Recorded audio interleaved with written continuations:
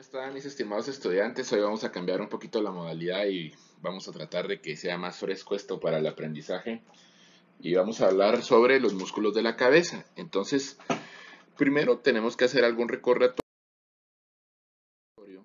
Y es que recordemos que hay varios tipos de músculos. El músculo liso, que es el que generalmente está en el sistema digestivo, eh, es autónomo. Cuando nos duele el estómago se contrae, ¿verdad? Cuando tenemos diarrea, por ejemplo. El músculo cardíaco, que ya les hablaba yo, que es especializado, que tiene mangas de pantalón y que literalmente cuando nos morimos es porque deja de funcionar. Y el músculo esquelético es el que vamos a ver.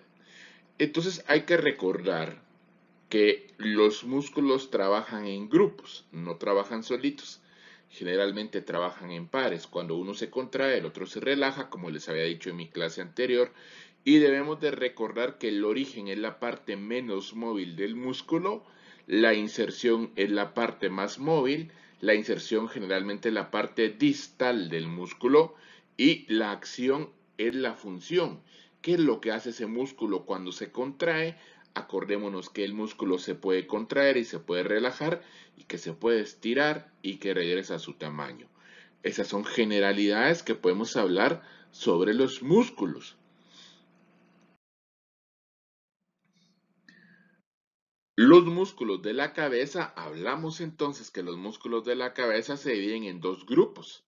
Los masticadores nos ayudan a masticar cuando tenemos nuestra comida en la boca, y los cutáneos de la cabeza. Entonces, dos grandes grupos. ¿Por qué? Porque los músculos se dividen en grupos, trabajan en los diferentes grupos y eso es parte de su función importante. Todos tienen una acción coordinada y cuando se coordinan para trabajar, hacen una función. Por ejemplo, los masticadores nos van a ayudar a masticar. Vamos a hablar de los masticadores. Los masticadores son cuatro. El grupo de los masticadores son cuatro. Generalmente su acción o función, cuando hablo de acción o de función, es elevar y tener un movimiento lateral del maxilar inferior. Y van a ser el temporal, el macetero, el pterigoideo interno. Ya ustedes se recuerdan pterigoideo, donde vieron las apófisis pterigoides, y el pterigoideo externo.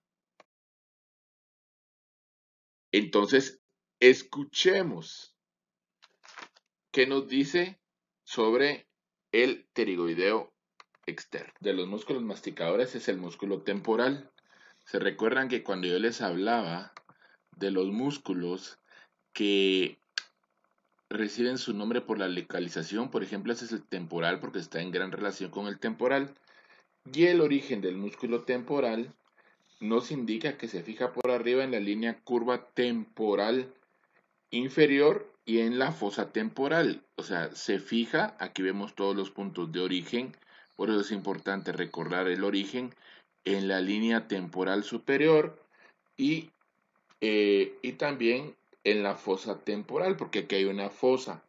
Luego, posteriormente, ingresa por la parte interna del arco cigomático y se va a ir a insertar en un tendón fuerte que acaba en el vértice de la cara interna de la apófisis coronoides.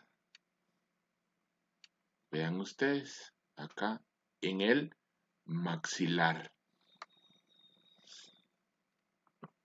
¿Quién inerva el músculo temporal? Lo inerva los nervios temporales profundos, que vienen del maxilar inferior. ¿Y qué hace? Levanta el maxilar inferior y lo dirige hacia atrás. Vean entonces la acción del músculo temporal. Este es el músculo temporal y ustedes pueden ver la acción de los músculos masticadores.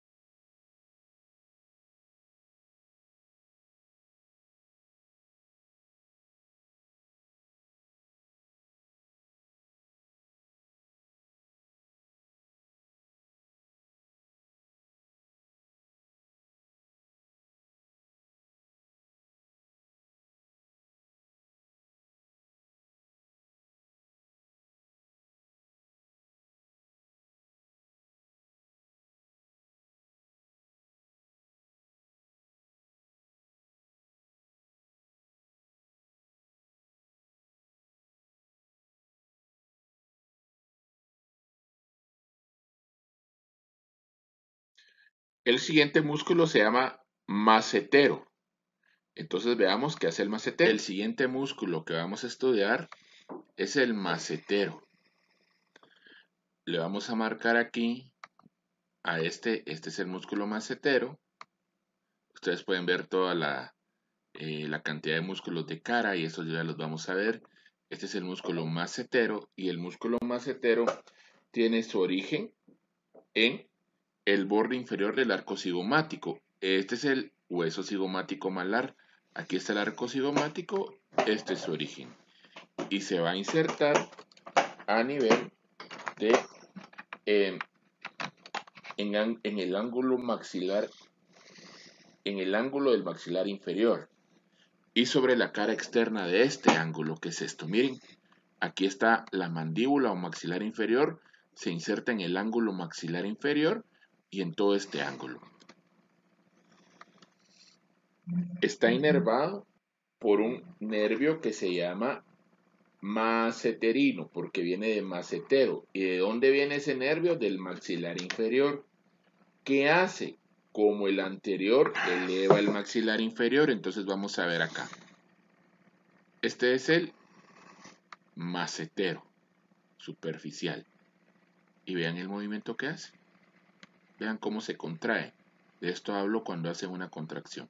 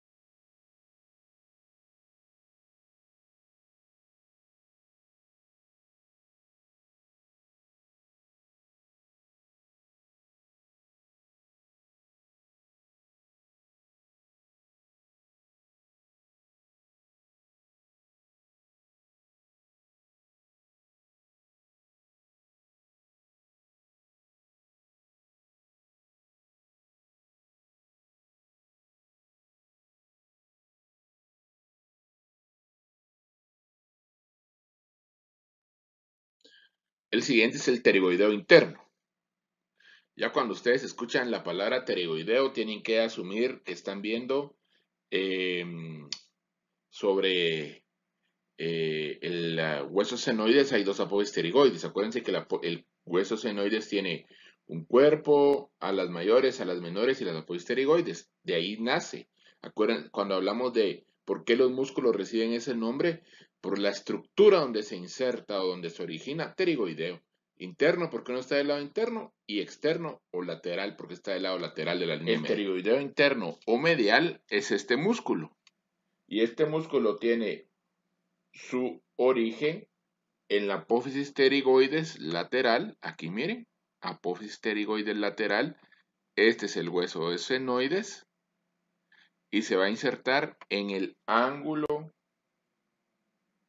o en el ángulo inferior de la porción interna de la mandíbula o maxilar. Entonces miren, en la parte interna, en el ángulo, donde el cuerpo empieza a hacerse rama, ese es el ángulo, ahí se inserta. ¿Quién lo inerva? Un nervio que se llama nervio del pterigoideo interno, un medial, y procede el maxilar inferior. ¿Qué hace? Elevador del maxilar inferior, pero también hace pequeños movimientos laterales. Aquí podemos ver en sí los movimientos de los masticadores. Ustedes pueden ver qué es lo que hacen. Vean su movimiento. Vean el movimiento de los masticadores, cómo hacen su acción. y ahí vemos los pterigoideos. El pterigoideo interno o medial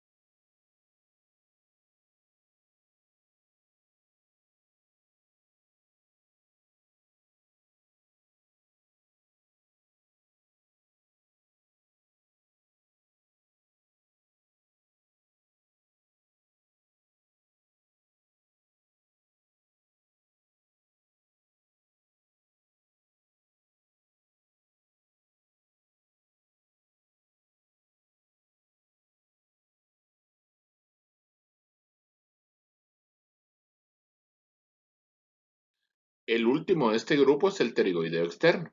Veamos. El siguiente músculo es el pterigoideo externo. Se origina a nivel de la apófisis pterigoides del hueso esfenoides.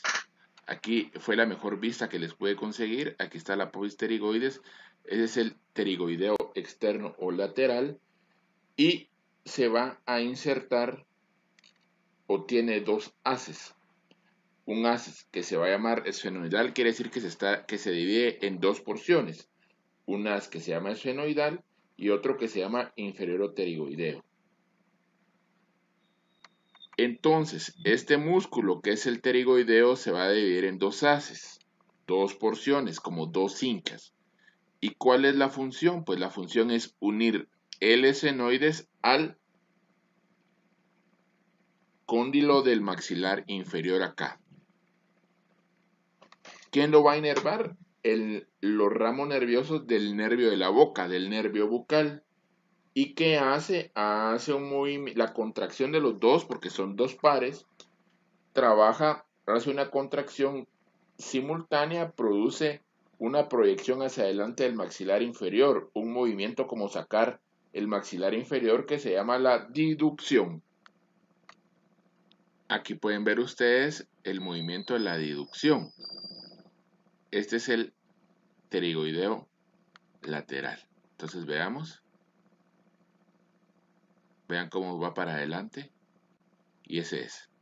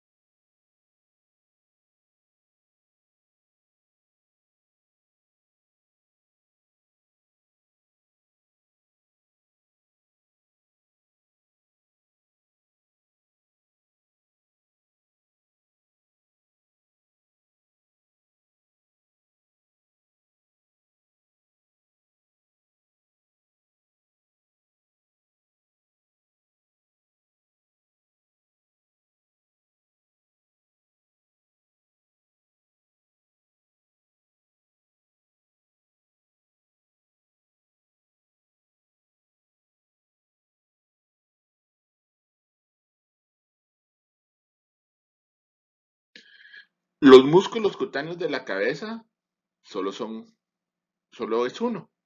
O sea que, pero se divide en dos. Ese músculo es solo un músculo grande que tiene dos vientres y es como que hubieran dos músculos en uno, como que fuera una oferta de dos por uno. Entonces veámoslo. Y ese toda la vida estamos usando. El músculo cutáneo de la cabeza solo es el occipito frontal, pero se divide en dos vientres, tiene como dos pancitas, digamos, como habíamos hablado en Buen Chapín. Entonces, se divide en dos, uno está en la región frontal y en la otra está en la región occipital, por eso su nombre, occipito frontal. Músculos cutáneos de la cabeza solo va a ser un músculo bastante grande, que se llama occipito frontal. ¿Y qué es lo que hace? Hace un movimiento de la frente.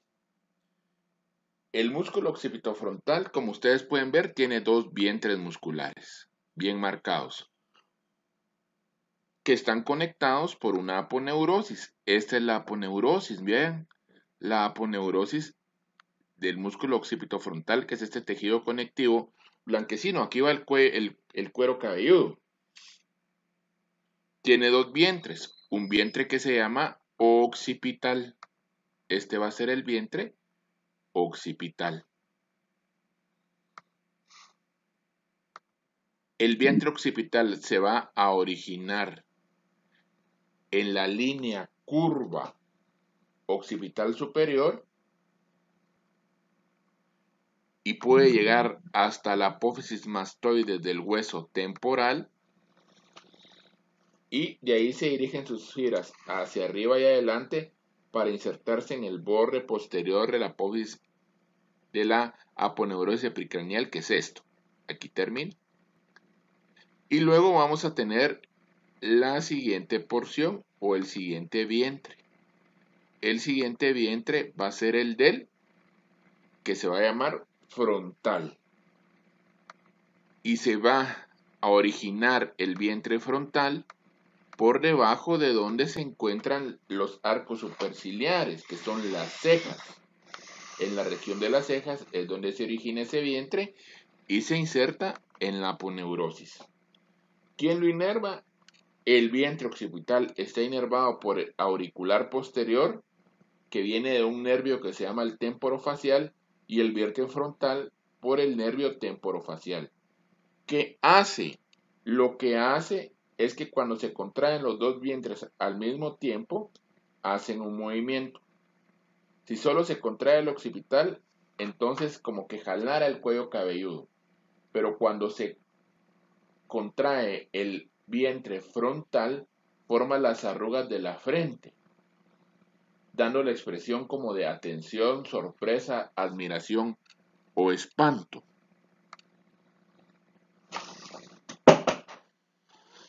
Músculos cutáneos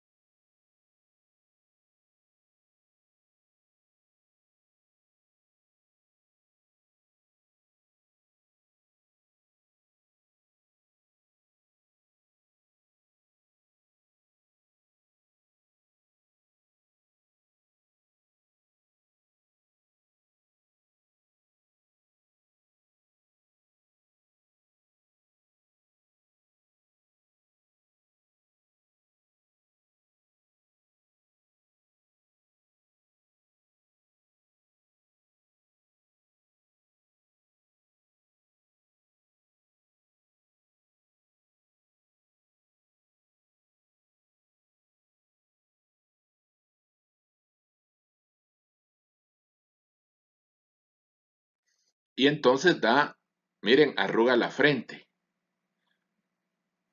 sorpresa o espanto o sorpresa como la de esta niña.